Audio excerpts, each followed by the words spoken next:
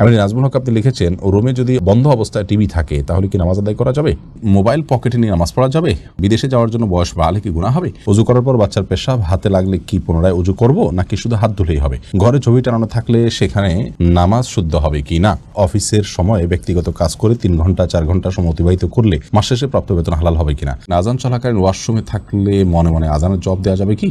আমার সামনে যদি কেউ চুরি করে তাহলে আমি মালিককে চুরির ঘটনা বলে দিতে পারবো কি? ঘরে কবুতর বা পাখি পালন করা কি গুনাহ? জীবনসঙ্গী হিসেবে আমার পছন্দের কাউকে পাওয়ার জন্য দোয়া করছি, সে মানুষ যদি আমাকে অপছন্দ করে সেক্ষেত্রে আমার করণীয় কি? কিভাবে দোয়া করব? বিয়েতে শেরওয়ানি পরা কি ইসলাম সম্মত? পার্লারে কাজ করে টাকা উপার্জন করলে তাকে জায়েজ হবে? আমার চাচাতো বোন 5 মাসের প্রেগনেন্ট, এখন সে স্বামীর সাথে সম্পর্ক ছিন্ন করতে চায়, তারা সিদ্ধান্ত নিয়েছে বাচ্চাটা নষ্ট করবে। প্রশ্ন হলো বাচ্চাটা নষ্ট করা ঠিক হবে কিনা, তা না হলে কি করতে হবে? নফল সিয়াম রেখে স্ত্রী মিলন করলে কি কাফারা আদায় করতে হবে? আফরিন চৌধুরী মিম আপনি লিখেছেন, হাতে কলমের কালি থাকলে ওযু হবে কি? জুলেখা জাহান আপনি লিখেছেন, বিয়ে করার ক্ষেত্রে কি মেয়েদের যোগ্যতা ছেলেদের চেয়ে নিম্ন হতে হবে এমন কোনো বিধিবিধান আছে? জাহরি নামাজে ইমাম সূরা ফাতিহা পাঠের পর মুসল্লি যেন পাঠ করতে পারে সেজন্য সময় না দিলে বা কম সময় দিলে মুসল্লি কিভাবে সূরা ফাতিহা পাঠ করবে? প্রায় শোনা যায় কোথাও মাটি কাটতে গিয়ে কোনো লাশ অক্ষত অবস্থায় পাওয়া গেছে, লোকে বলে মৃত লোকটি ইমানদার ছিলেন তাই তার লাশ অক্ষত আছে। কোন হাদিসে কি এরকম কোনো কথা বলা আছে? চলুন আমরা প্রবেশ করি প্রশ্ন উত্তরের আলোকিত ভুবনে। এমডি ফরিদ আপনি লিখেছেন, পানির নিচে ছতর ঢাকা লাগবে কি? পানির নিচে ছতর ঢাকা আবশ্যক নয় যদি সেটা উপর থেকে কেউ না দেখে। এমডি আবির আপনি লিখেছেন, আমার একটা ডিপিএস আছে, তার সুদ দিয়ে কি আমি নিজের বাথরুম বানাতে পারবো? ডিপিএস এর সুদ দিয়ে আপনি নিজের বাথরুম বানাতে পারবেন না, কোনো গরিব মানুষকে বা পাবলিক টয়লেট ইত্যাদি করে দিতে পারেন, নিজে করবেন না। সত্যপথের দিশারি আইডি থেকে আপনি লিখেছেন, নফল সিয়াম রেখে স্ত্রী মিলন করলে কি কাফারা আদায় করতে হবে? নফল সিয়াম রেখে যদি কেউ স্ত্রী মিলন করেন তাহলে সেক্ষেত্রে কাফারা আদায় করতে হবে না, তবে সে কাজা রাখতে হবে। অনেক উলামা ইকরামের মতে কাজা রাখতে হবে না, যে বিশেষ করে হাম্বলি মাযহাবের উলামা ইকরাম মনে করেন যে কাজা রাখতে হবে না, এবং সেক্ষেত্রে তারা মনে করে যে নফল কাজ ভেঙে ফেললে সেটা আবার পুনরায় করা আবশ্যক নয়। তবে হানাফি মাযহাব অনুযায়ী কাজা করতে হবে, কাফারা কোনো অবস্থাতেই করতে হবে না, কারণ রমজানের রোজা শুধুমাত্র ভাঙলে সেক্ষেত্রে কাফারা করতে হবে। জুলেখা জাহান আপনি লিখেছেন, বিয়ে করার ক্ষেত্রে কি মেয়েদের যোগ্যতা ছেলেদের চেয়ে নিম্ন হতে হবে এমন কোনো বিধিবিধান আছে? না, এমন কোনো বিধিবিধান নেই, এই ক্ষেত্রে কম বেশি হতে পারে, এর জন্য বিয়ে অশুদ্ধ হওয়ার কোনো কারণ থাকতে পারে না। জালাল আহমেদ লিখেছেন, বিয়েতে শেরওয়ানি পরা কি ইসলাম সম্মত? বিয়েতে শেরওয়ানি পরা এটি অবশ্যই ইসলাম অনুমোদিত এই অর্থে যে পোশাক আশাকের ক্ষেত্রে পৃথিবীর যে অঞ্চলে মানুষ যেরকম পোশাক আশাক করে, বিশেষ করে বিয়ে শাদীতে যে কালচার মানুষের সমাজে প্রচলিত আছে সেই কালচার ধারণ করতে কোনো অসুবিধা নেই, যদি কোনো হাদিসে কোনো মৌলিক নির্দেশনার খেলাফ না হয়। অতএব পোশাক আশাকের ক্ষেত্রে আমরা এরকম পোশাক পরতে পারবো না এরকম নিষেধাজ্ঞা নেই, শেরওয়ানি পরা যাবে না এমন কোনো কথা নেই, বিধায় শেরওয়ানি পরাতে কোনো সমস্যা নেই, বরং বিয়ের দিন বিশেষ পোশাক পরাটাই হলো কাম্য। তামিম খান আপনি লিখেছেন, মোবাইল পকেটে নিয়ে নামাজ পড়া যাবে? উত্তর হলো যাবে, কোনো অসুবিধা নেই, তবে নামাজ যাতে মনোযোগ নষ্ট না হয় সেজন্য সাইলেন্ট ইত্যাদি করে নেওয়া উচিত। প্রিন্স রাহুল আপনি লিখেছেন, আমার চাচাতো বোন 5 মাসের প্রেগনেন্ট, এখন সে স্বামীর সাথে সম্পর্ক ছিন্ন করতে চায়, তারা সিদ্ধান্ত নিয়েছে বাচ্চাটা নষ্ট করবে। প্রশ্ন হলো বাচ্চাটা নষ্ট করা ঠিক হবে কিনা, তা না হলে কি করতে হবে? বাচ্চা নষ্ট করা এটা হারাম সর্বাবস্থায়, যদি তারা কোনোভাবেই একসাথে থাকতে না পারেন এবং শরীয়ত তালাক দেওয়ার আগে যে স্টেপগুলো নিতে বলেছে সেই স্টেপগুলো তাদের নেওয়া হয়ে গেছে, এই পর্যায়ে যদি তারা চলে যান, আল্লাহ মাফ করুন, যদিও তালাক এটা আল্লাহর কাছে সবচেয়ে অপ্রিয় জায়েজ কাজ, অনুমোদিত কাজ, আবগাদুল মুবাহ ইলাল্লাহি আত-তালাক, আল্লাহর কাছে সবচেয়ে অপছন্দনীয় কাজ হলো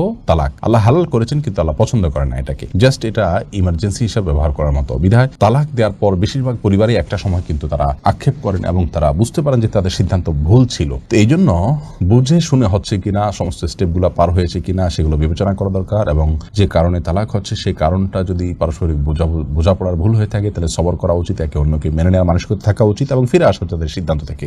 আমি অনুষ্ঠানের মাধ্যমে আপনার চাচাতো বোন এবং তার ভগ্নিপতি তাদের প্রতি আকুল আবেদন রাখবো যা তারা যেন এই সিদ্ধান্ত থেকে যথাসম্ভব ফিরে আসেন এবং পুনর্বিবেচনা করেন। আর যদি কোনোভাবে যেটা তারা না করেন তাহলে এই সন্তান নষ্ট করা তাদের জন্য কোনো অবস্থাতে জায়েজ নয়। উভয় হারাম কাজে লিপ্ত হবেন, মানুষ হত্যার অপরাধী হবেন। এই সন্তান স্বাভাবিকভাবে জন্মগ্রহণ করবে, তালাক হলে আপনার গর্ভ খালাস হওয়া পর্যন্ত তিনি অন্যত্র বিবাহ বন্ধনে আবদ্ধ হতে পারবেন না, তারপর তিনি অন্যত্র বিবাহ বন্ধনে আবদ্ধ হতে পারবেন, কিন্তু সন্তান নষ্ট করার কোনো সুযোগ নেই। জান্নাত এই আইডি থেকে আপনি লিখেছেন, পার্লারে কাজ করে টাকা উপার্জন করলে তাকে জায়েজ হবে? পার্লারে কাজ করা এবং তার মাধ্যমে টাকা উপার্জন করা এটা জায়েজ হবে। বিশেষ করে পার্লারে টাকা আপনার উপার্জন করার ক্ষেত্রে আপনাকে দেখতে হবে যে সেখানে আপনি কি কাজ করছেন। আপনি যদি এমন কোনো সার্ভিস প্রোভাইড করেন যেটা আসলে হারাম, যেমন পার্লারে গিয়ে আপনি ধরুন গায়ে ট্যাটু আপনি লাগাচ্ছেন অথবা ছেলেদের গায়ে ট্যাটু লাগাচ্ছেন, যেটা লাগানো হারাম, তাহলে সেক্ষেত্রে আপনার জন্য এই চাকরি করা জায়েজ নয়। আর যদি সেখানে থেকে আপনি হালাল কাজগুলো করেন, মেয়েদের সাধারণ সাজগোজগুলো করে দেন, তাহলে সেক্ষেত্রে সেই চাকরি করাতে কোনো অসুবিধা নেই। জারিনী আইডি থেকে আপনি লিখেছেন, জীবনসঙ্গী হিসেবে আমার পছন্দের পছন্দের কাউকে পাওয়ার জন্য দোয়া করছি, কিন্তু সে মানুষ যদি আমায় অপছন্দ করে সেক্ষেত্রে আমার করণীয় কি, কিভাবে দোয়া করব? উল্লেখ্য 2 বার ইস্তেখারা করার পরেও মন থেকে সেদিকেই দোয়া করার ইচ্ছে প্রবল হয়। আপনি ইচ্ছে করবেন, দোয়া করবেন, চেষ্টা করবেন, বিশেষ করে ইস্তেখারার দোয়ার পর যদি সেটা না হয়, ওই লোকটা আপনাকে গ্রহণ না করে, তাহলে বুঝবেন যে আল্লাহ তাআলার পক্ষ থেকে সেখানে আপনার জন্য কল্যাণ নেই, আপনি অন্যত্র চিন্তা করবেন। পৃথিবীতে কাউকে অন্তরে এমনভাবে স্থান দেওয়ার সুযোগ নেই যে তাকে ছাড়া আমি বাঁচবো না, তার ছাড়া আমার সংসার হবে না, কারণ আমরা যেটাকে ভালো মনে করি সেটা যে ভালো হবে এই বিষয়ে কোনো নিশ্চয়তা আমাদের নেই। বরং এই সমস্ত ক্ষেত্রে আমরা বিপদের সম্মুখীন হওয়ার সমূহ আশঙ্কা অনেক ক্ষেত্রেই কিন্তু থাকে। আখিরি নবীর উম্মতে আইডি থেকে লিখেছেন, ঘরে কবুতর বা পাখি পালন করা কি গুনাহ? ঘরে কবুতর অথবা পাখি এগুলো পালন করাতে কোনো অসুবিধা নেই, কারণ পাখি এই পশু এভাবেই পালন করা হয়ে থাকে। বিশেষ করে পাখির ক্ষেত্রে যে পাখিগুলো খাঁচায় পালনযোগ্য, এভাবেই সেগুলো বেড়ে উঠেছে, জন্ম হয়েছে, জাতটাই এরকম, তাহলে সেগুলো পালা দোষণীয় নয়। তবে যে পাখি বাহিরে উড়ে চড়ে বেড়ায় সেগুলোকে বলপূর্বক আপনি বেঁধে রেখেছেন এবং খাবার দিচ্ছেন না, এরকম যদি হয় সেটাও জুলুম হবে। আফরিন চৌধুরী মিম আপনি লিখেছেন, হাতে কলমের কালি থাকলে অজু হবে কি? হবে, কারণ কলমের কালির কারণে হাতের আমাদের ত্বকের উপরে আলাদা কোনো স্তর পড়ে না। ফারজানার সাথে আপনি লিখেছেন, আজান চলাকালীন ওয়াশরুমে থাকলে মনে মনে আজানের জবাব দেওয়া যাবে কি? মনে মনে আজানের জবাব নয়, আজানের জবাব দিতে হবে মুখে। আপনি বাথরুমে থাকলে সেখানে তো আল্লাহর নাম উচ্চারণ করবেন না, এই জন্য আজানের পরপর যদি বের হন তাহলে বাইরে এসে আপনি আজানের জবাব দিতে পারেন, অথবা আপনি দিবেন না। মনে মনে দিলে আপনি সেটা দিতে পারেন, আল্লাহর কাছে সওয়াব আশা করতে পারেন যে আমি চেষ্টা করেছি, আল্লাহ তাআলা সেজন্য সওয়াব দিতেও পারেন, কিন্তু আজান মূলত জবাব দিতে হবে মুখে, বাথরুমে সেটা করা যাবে না। অতএব করতে পারছেন না সেজন্য মনে মনে আপনি দিতেই পারেন আপনার মনের সান্ত্বনার জন্য, এবং আল্লাহর কাছে সওয়াবের আশাও আপনি করতে পারেন। আরিফুল ইসলাম আপনি লিখেছেন, ঘরে ছবি টাঙানো থাকলে সেখানে নামাজ শুদ্ধ হবে কি না? কোনো বাসা বাড়িতে কোনো অফিস যদি ছবি টাঙানো থাকে সেই জায়গায় সালাত আদায় করলে সালাত হয়ে যাবে, কিন্তু এরকম জায়গায় নামাজ পড়াটা মাকরুহ। নবী করিম সাল্লাল্লাহু আলাইহি ওয়াসাল্লাম একবার আয়েশা রাদিয়াল্লাহু তাআলার বাসায় সালাত আদায় করছিলেন, সেখানে পর্দায় কিছু ছবি ছিল, তখন তিনি বলছিলেন যে ছবিগুলো আমার সালাতের মনোযোগ নষ্ট করছে, তুমি এটা সরিয়ে ফেলাও। তারপর তিনি সেখানে সালাত আদায় করেছেন। এজন্য বোঝা যায় ছবি টাঙানো থাকলে সেখানে সালাত আদায় করাটা অনুচিত, অনুত্তম, মাকরুহ। কিন্তু আপনার সালাত আদায় করলে এরকম জায়গায় সালাত হয়ে যাবে, বিকল্প জায়গা থাকলে অবশ্যই সেখানে সালাত আদায় করা উচিত। এর পাশাপাশি এই ধরনের কাজ করা, অর্থাৎ কোনো বাসা বাড়িতে ছবি, কোনো প্রাণীর ছবি টাঙানো অথবা কোনো প্রাণীর ভাস্কর্য রাখা, এগুলো হারাম, সম্পূর্ণ হারাম। নবী সাল্লাল্লাহু আলাইহি ওয়াসাল্লাম নিষেধ করেছেন। তিনি বলেছেন, বুখারী হাদিসে আসছে যে লা তাদখুল মালাইকাতু বাইতান ফিহি কালবুন আও সূরা, কোনো বাসায় যদি কুকুর অথবা কোনো প্রাণীর ছবি থাকে সেখানে রহমতের ফেরেশতা প্রবেশ করে না। তিনি অন্য হাদিসে বলেছেন, কোনো প্রাণীর ছবি রাখা, ভাস্কর্য ইত্যাদি, প্রাণীর ভাস্কর্য ইত্যাদি রাখা এগুলো গুনাহের কথা, জায়েজ নয়। এই হাদিস থেকে সেরকমটি বোঝা যায়। মোহাম্মদ শহীদ নূর আপনি লিখেছেন, আমার সামনে যদি কেউ চুরি করে তাহলে আমি মালিককে চুরির ঘটনা বলে দিতে পারবো কি? আপনি যদি চোরের সম্পর্কে মালিককে অবহিত করলে মালিক ক্ষতির হাত থেকে রক্ষা পাবেন, সেরকম সুযোগ থাকলে অবশ্যই আপনি তাকে অবহিত করতে পারেন এবং করা উচিত। খিসলু আপনি আইডি থেকে লিখেছেন ইউটিউব চ্যানেলে, অফিসের সময় ব্যক্তিগত কাজ করে 3 ঘন্টা 4 ঘন্টা সময় অতিবাহিত করলে মাস শেষে প্রাপ্ত বেতন হালাল হবে কিনা? আপনার বেতনের ওই অংশ হালাল হবে না যে অংশটা আপনি তসরুপ করেছেন বা নিজের কাজে ব্যয় করেছেন, যদি করতে কোনো অনুমোদন ছাড়া করে থাকেন। দ্বিতীয়ত, আপনি মানুষের আমানতের খেয়ানত করেছেন, সেজন্য আপনি অবশ্যই অপরাধী আছেন। আল্লাহর কাছে তওবা করে ইস্তেগফার করে ক্ষমা প্রার্থনা করা উচিত। পুরো বেতনের জন্য হারাম হয়ে যাবেন অবশ্য। মিজান আইডি থেকে আপনি লিখেছেন ইউটিউব চ্যানেলে, ওযু করার পর বাচ্চার পেশাব হাতে লাগলে কি পুনরায় ওযু করব নাকি শুধু হাত ধুলেই হবে? না, পুনরায় ওযু করার দরকার নেই। বাচ্চা পেশাব যদি হাতে লেগেছে আপনার ওযু অবস্থায়, তাহলে যে অংশে হাতে লেগেছে ওই অংশটা পানি দিয়ে ধুয়ে ফেললে চলবে।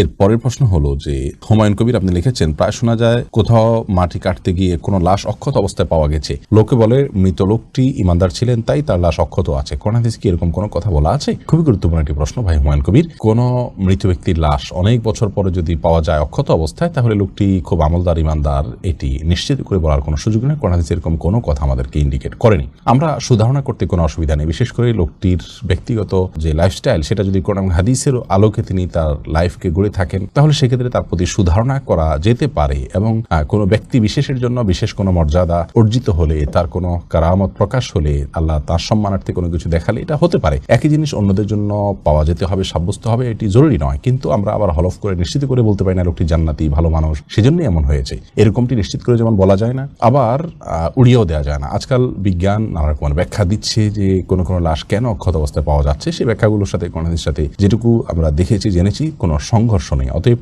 এটা নিয়ে খুব বেশি হইচই করার কিছু নেই। বিশেষ করে কোনো অক্ষত অবস্থা লাশ পেলেই সেটা নিয়ে হইচই করা এবং সোশ্যাল মিডিয়াতে ছড়িয়ে বেড়ানো এবং এটার ভিত্তিতে লোকটাকে জান্নাতি সার্টিফিকেট দেওয়া, এরকম কোনো কারণ নেই। আর এর বিপরীতে কোনো নেককার আমলদার মানুষ, তার কবর মাটির সাথে মিশে গেছে, হাড়গোড় পাওয়া গেছে, তাহলে তিনি বোধহয় আর এত আমলদার নন, নেককার নন, আল্লাহর প্রিয় মানুষ নন, এরকমটি মনে করার কোনো কারণ নাই। আলমে বারজাখ বা মৃত্যু পরবর্তী যে জগৎ, সেই জগতে মানুষ নেক আমল করে থাকলে জান্নাতের সাথে তার সংযোগ স্থাপিত হবে, আল্লাহ তাআলা জান্নাতের নেয়ামত তাকে দিবেন। আর তিনি দুনিয়াতে বদামল করে থাকলে, জাহান্নামী হয়ে থাকলে জাহান্নামের শাস্তি তিনি ভোগ করবেন। তার ধ্বংসাবশেষ যে অবস্থায় থাকুক, সেটা হাড় গোড় মাটিতে মিশে যাক, যে অবস্থায় থাকুক না কেন, তার সেই অবস্থাতে আল্লাহ তাআলা তাকে সেই স্বাদ আস্বাদন করাবেন, সেটা নেয়ামত হোক কিংবা নেকমা বা শাস্তি হোক। বিধায় এই বিষয়গুলো নিয়ে খুব বেশি হইচই করার কোনো বিশেষ যৌক্তিকতা নেই। জুমানা ইসলাম আপনি লিখেছেন, বিদেশে যাওয়ার জন্য বয়স বাড়লে কি গুনাহ হবে? বিদেশে যাওয়ার জন্য যদি বয়স বাড়িয়ে লিখতে হয় যে এত বছর না হলে সেটি করা যাবে না, তাহলে সেক্ষেত্রে আপনি ওই বয়স বাড়িয়ে লিখেছেন, অবশ্যই সেটি গুনাহের কারণ হবে, কারণ মিথ্যা বলা সর্বাবস্থায় ইসলাম হারাম করেছে। এমনি নাজমুল হক আপনি লিখেছেন, রুমে যদি বন্ধ অবস্থায় টিভি থাকে তাহলে কি নামাজ আদায় করা যাবে? রুমে বন্ধ অবস্থায় টিভি থাকলে সেই রুমে যদি আপনি নামাজ পড়েন তাহলে সালাত আপনার হয়ে যাবে। বিশেষ করে যদি টিভি বন্ধ থাকে তাহলে তো কোনো অসুবিধা নামাজ হয়ে যাবে, আর যদি টিভি চালু থাকে তাহলে সেক্ষেত্রে মনোযোগ নষ্ট হবে, জন্য অন্য কোথাও সালাত আদায় করা উচিত।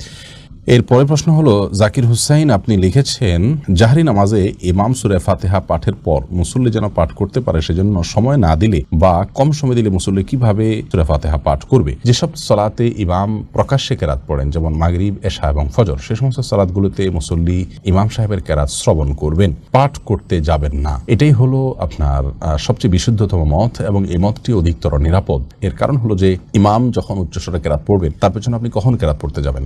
অনেকে বলেন যে সূরা ফাতিহা যখন ইমাম পড়বেন, একটা আয়াত পড়ার পরে তিনি দ্বিতীয় আয়াতের মাঝে যখন থামবেন এই ফাঁকে পড়ে ফেলবেন। তো এতটুকু বিরতিতে কোন ইমাম সাহেব দেন না যে ওই আয়াতটি আবার পুনরায় পড়া যায়। যখন কোরআন পাঠ করা হবে তখন তো আমাদেরকে শুনতে হবে। আল্লাহ তাআলা বলেছেন, ওয়াইদা কুরিয়াল কুরআন ফাসতামিউ লাহু আনসিতু লাআল্লাকুম তুরহামুন। যখন কোরআন পাঠ করা হয়, তেলাওয়াত করা হয়, তখন তোমরা শুনবে এবং মনোযোগ দিয়ে শুনবে এবং চুপ থাকবে। তাহলে আল্লাহ চুপও থাকতে বলছেন, আবার শুনতেও বলেছেন। তাহলে উচ্চস্বরে যখন ইমাম সাহেব কেরাত পড়ছেন আপনি শুনতে পাচ্ছেন, তাহলে আপনাকে শুনতে হবে মনোযোগ দিয়ে, এবং আবার আপনি কিছু পড়তেও পারবেন না। যখন থামবে পরবর্তী আয়াতের মাঝে, এখানে তো এত অল্প সময়ের জন্য থামেন যে এর মধ্যেও আয়াতটি পড়ে শেষ করা যায় না। আর যদি পড়তে যান তাহলে হুলস্থুল করে পড়তে হবে। অনেকে বলেন যে সূরা ফাতিহা ইমাম শেষ করার পর অন্য সূরা মেলানোর আগে এই ফাঁকে পড়ে ফেলবেন। এটাও যৌক্তিক কোনো কথা নয়, কারণ সূরা ফাতিহার পরে আরেক সূরা মেলানোর আগে এখানে তো খুব লম্বা গ্যাপ দেওয়া হয় না যে সূরা ফাতিহা পুরোটা পড়া যেতে পারে। অনেকে বলেন যে ইমাম সাহেবের উচিত সময় দেওয়া, এবং অনেক মসজিদে দেনও, বিশেষ করে সৌদি আরবে দেখা যায়। সেটাও গ্রহণযোগ্য নয়। খোদ সৌদি আরবের অনেক উলামা ইকরাম, বিশেষ করে আল্লামা তুয়াইজিরি আল ফিকহুল ইসলামী বা মুখতাসার ফিকহুল ইসলামী এরকম একটা কিতাব তিনি লিখেছেন। সেখানে তিনি লিখেছেন